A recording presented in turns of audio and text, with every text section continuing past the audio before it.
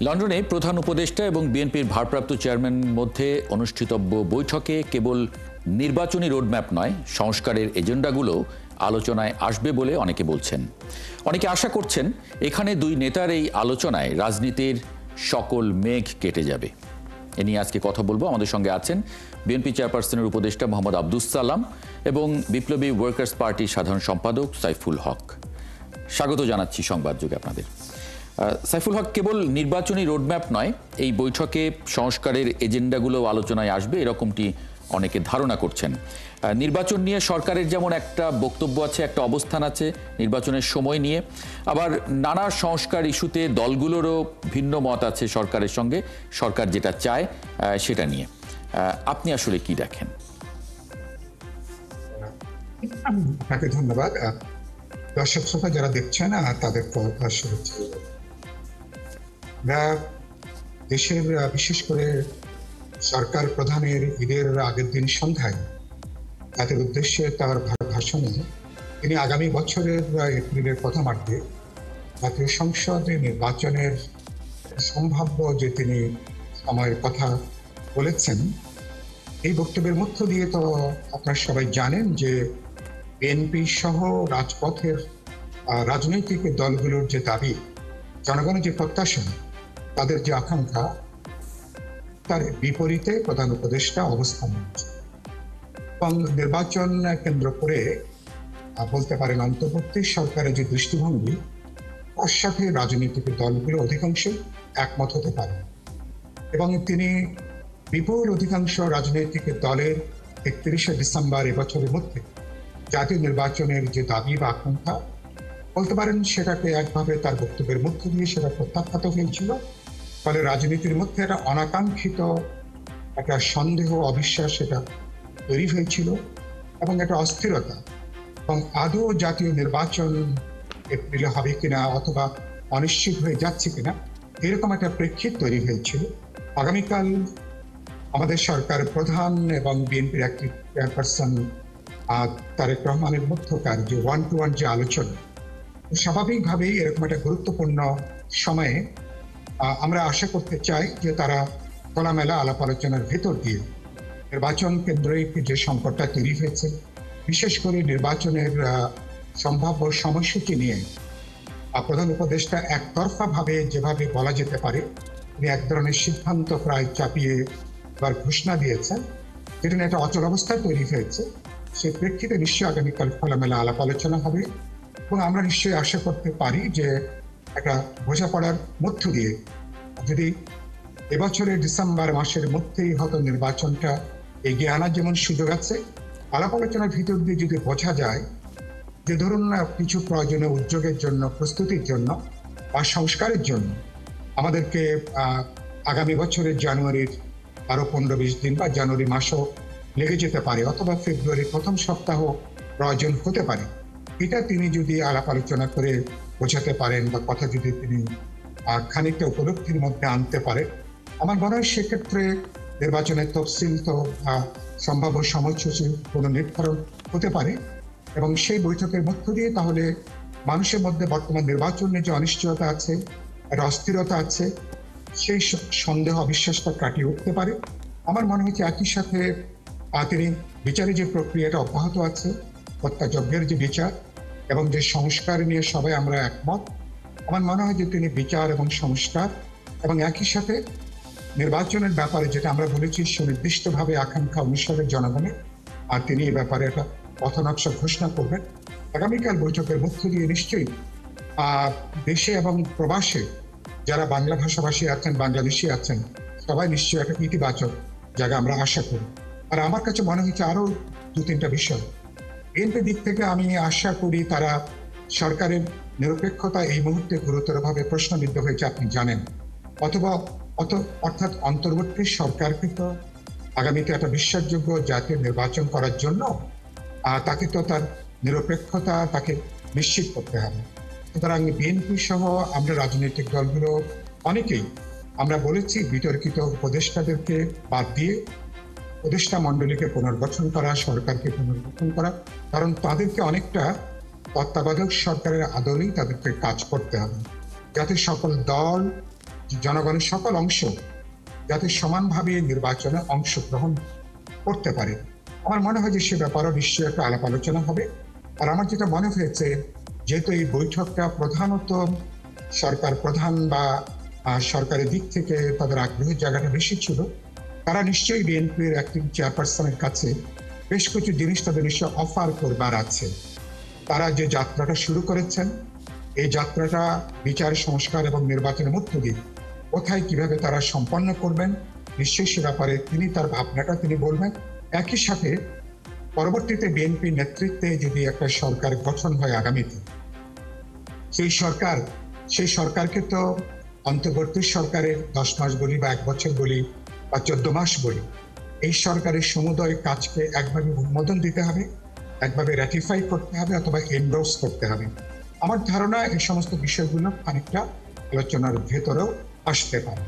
ফলে সেদিক থেকে আর এই সভাতে সরকারের দিক থেকে স্টেপটা খুব গুরুত্বপূর্ণ, কারণ বিদ্যমান যে অচলাবস্থা তৈরি হয়েছে প্রধানত সরকারের আচরণের জন্য, সরকারের পক্ষপাতদুষ্ট ভূমিকার জন্য, তারা একদিকে ঝুঁকে যাওয়ার জন্য, অধিকাংশ রাজনৈতিক দলগুলোর চিন্তা আকাঙ্ক্ষাকে বিবেচনার মধ্যে না নেবার কারণের জন্য।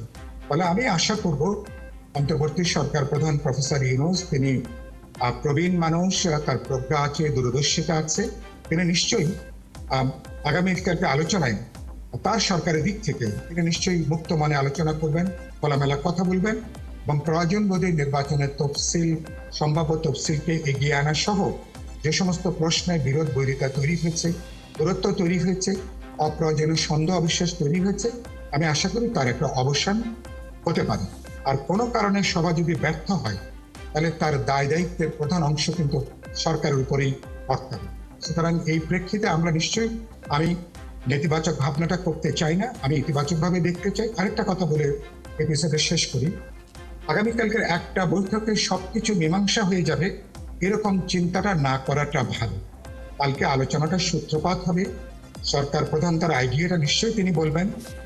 আর তারেক রহমান যখন কথা বলবেন, যেটা আপনারা সংবাদে বলছিলেন সঠিকভাবে, তিনি নিশ্চয়ই কেবলমাত্র বিএনপিকে তিনি প্রতিনিধিত্ব করবেন না, তিনি রাজপথের বিরোধী যে দলগুলো এবং আমাদের জনগণের যে গণতান্ত্রিক আকাঙ্ক্ষা, যারা বিচার সংস্কারের মধ্য দিয়ে, নির্বাচনের মধ্য দিয়ে যারা একটা গণতান্ত্রিক অভিযাত্রায় অভ্যুত্থানের অর্জনটাকে আমরা সংহত করতে চাই, এটাকে আমরা ধরে রাখতে চাই, নিশ্চয়ই এই প্রেক্ষিতেও তারেক রহমান কথা বলবেন, আলোচনা করবেন। সুতরাং আগামীকালকের বৈঠক থেকে এক বৈঠকে সবকিছু অর্জন করা যাবে এরকম প্রত্যাশাটা করাটা সম্ভবত ঠিক হবে না। আলোচনাটা কালকে শুরু হবে, আমার ধারণা পরবর্তীতেও এই আলোচনাটার আরো প্রয়োজন হবে। জি, মোহাম্মদ আব্দুস সালাম, লন্ডনে প্রধান উপদেষ্টা এবং বিএনপির ভারপ্রাপ্ত চেয়ারম্যানের মধ্যে যে আগামীকাল 9টায় বাংলাদেশ সময় এরকম বোধহয় যে বৈঠক, সেই বৈঠক নিয়ে আসলে পুরো জাতি তাকিয়ে আছে। রাজনৈতিক দল তো বটেই, সাধারণ মানুষেরও খুব আগ্রহ বিষয়টা নিয়ে। সেই জায়গায় আসলে এই বৈঠকে কি আশা করেন? সাইফুল হক যেমন বলছিলেন যে এই একটা বৈঠকে আসলে খুব বেশি আশা করাটা ঠিক হবে না, এটা একটা শুরু হতে পারে বা শুরু, এবং কাছাকাছি আসা রাজনৈতিক দলগুলোর যে একটা অবিশ্বাস তৈরি হয়েছে এই অন্তর্বর্তীকালীন সরকারের প্রতি, সেখানে একটা মানে আলোচনার সূত্রপাতের মাধ্যমে একটা কাছাকাছি আসার শুরু হতে পারে। আপনি কি দেখেন বা বিএনপি কি দেখে? আপনাকে ধন্যবাদ। না, আসলে সাইফুল ভাই ঠিকই বলছেন, যদিও আমরা জানি যে সারা, এবং আপনিও বললেন, সারা জাতি আজকে প্রত্যাশা করছে যে আগামীকালকের আলোচনায় মানে বরফ গলবে, অর্থাৎ একটা পজিটিভ একটা কিছু আশা করে এই দেশের মানুষ, এবং আশা করাটাই স্বাভাবিক। কারণ আমরা যেটা এতদিন যাবৎ বলে আসছিলাম যে এই অন্তর্বর্তীকালীন সরকার এটা আমাদেরই সরকার, এবং আমরা ওনারা যে 3টা দাবির কথা বলে, 3টা দফার কথা বলে, অর্থাৎ একটা হলো সংস্কার, এটা বিচার, এটা নির্বাচন, মূলত এই 3টা কিন্তু আমাদেরই দাবি। সে কাজে এখানে এই সরকারের সাথে আমাদের কোনো প্রতিদ্বন্দ্বিতা নাই, আমরা কোনো প্রতিপক্ষ না।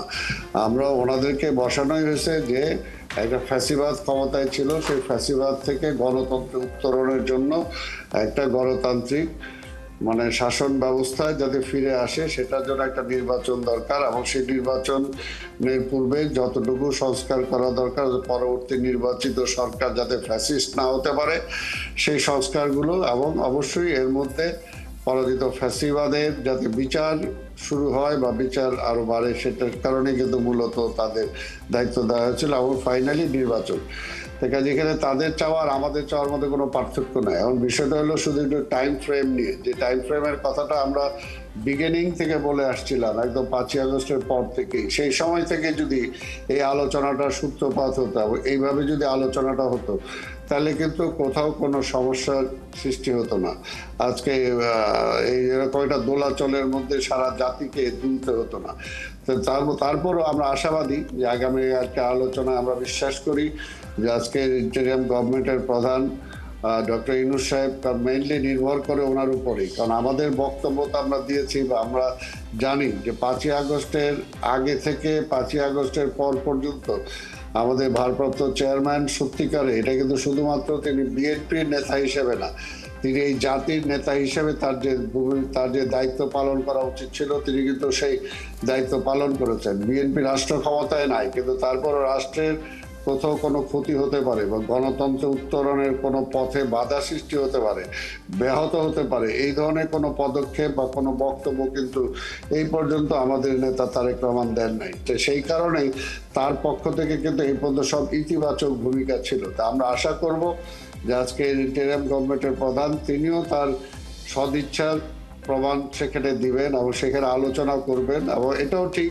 এটা অবশ্যই যে কালকেই এখানে সব কিছু হয়ে যাবে সেটা যদি কালকে আলোচনা হলো, আবার 2 দিন পরও কথা হতে পারে, কিন্তু এটাকে আমরা চাই যে আজকের এই সরকার যত দ্রুত একটা নির্বাচনের রোড ম্যাপ ঘোষণা করবে, তত এই যে একটা কেমন একটা অস্বস্তির মধ্যে কিন্তু আজকে সারা জাতি আছে, যে নির্বাচন হবে, কবে হবে, কিভাবে হবে, ঠিক মতো হবে কিনা, না আবার অন্য কিছু হবে।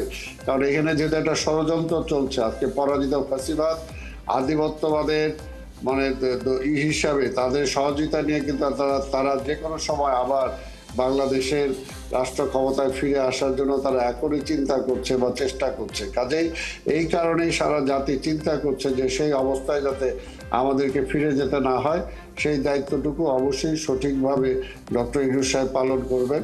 এবং সেইখানে আমরা বিশ্বাস করি দেশ ও জাতির জনগণের পক্ষ থেকে আজকে তারেক রহমান সাহেব, এটা সাইফুল ভাইকে আমি ধন্যবাদ জানাই, এটা উনি সত্যিই বলেছেন যে আজকে তারেক রহমান সাহেব শুধু আজকে বিএনপির নেতা হিসেবে না, আজকে সমগ্র জাতির নেতা হিসেবে কিন্তু আজকের এই আলোচনায় তিনি অংশগ্রহণ করবেন এবং তার মাথায় অবশ্যই সেটা থাকবে। কাজেই যেটা আমরা বিশ্বাস করি যে উভয়ের আলোচনার মধ্য দিয়ে দেশ ও জাতি যে প্রত্যাশা করছে, সেই প্রত্যাশা পূরণের একটা বার্তা অবশ্যই আগামীকালকে পাবে, এটাই আমরা আশা করি। জি, সাইফুল হক, মানে আপনারা বিএনপির সঙ্গে দীর্ঘদিন যুগপৎ আন্দোলন করেছিলেন। বৈঠকের ফলাফল যাই আসুক, যেভাবেই আসুক, সিদ্ধান্ত যেভাবে তারেক রহমান এককভাবে হোক বা বিএনপি তার সঙ্গে আরও কয়েকজন মিলে হোক, এই বৈঠকের থেকে যে সিদ্ধান্ত সেগুলো আপনারা মেনে নেবেন? গুরুত্বপূর্ণ প্রশ্ন করে। আমাদের দাবি এবং আকাঙ্ক্ষাটা খুবই পরিষ্কার।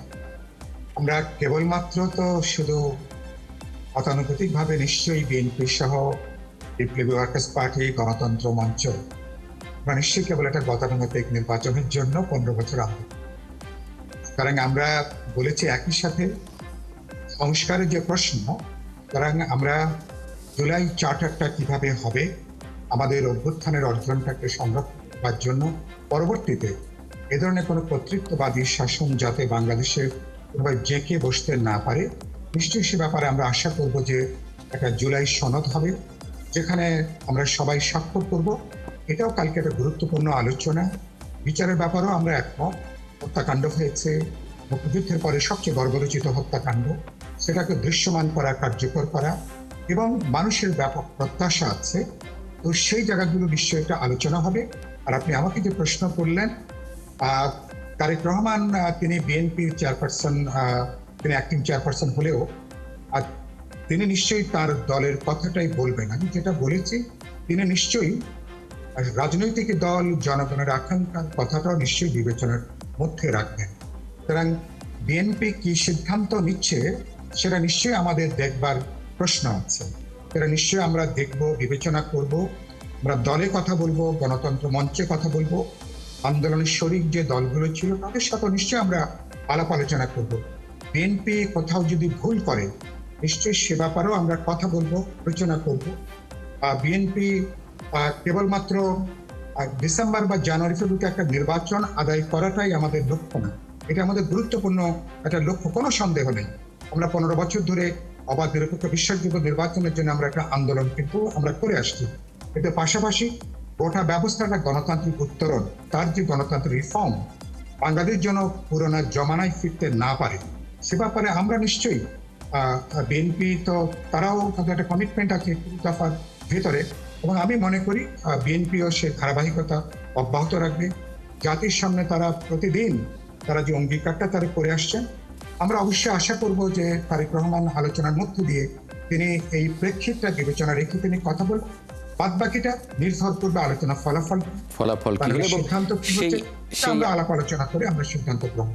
জি, সেই আভাসটাও জনাব আব্দুস সালাম দিয়েছেন যে তিনি আসলে পুরো জাতির হয়েই এই বৈঠকে অংশ নেবেন, এবং আপনি যেভাবে বললেন ঠিক সেরকমটা আব্দুস সালামের বক্তব্যেও সেরকমই এসেছে। অনেক ধন্যবাদ জনাব আব্দুস সালাম এবং সাইফুল হক, আপনাদের দুজনকে যুক্ত হবার জন্য আজকে সংবাদযোগে। এই ছিল আজকের সংবাদযোগে। আগামীকাল ঠিক রাত 10টায় আবারও দেখা হবে নতুন কোনো বিষয় এবং তার বিশ্লেষণ নিয়ে। ৭১-এর সঙ্গে থাকুন।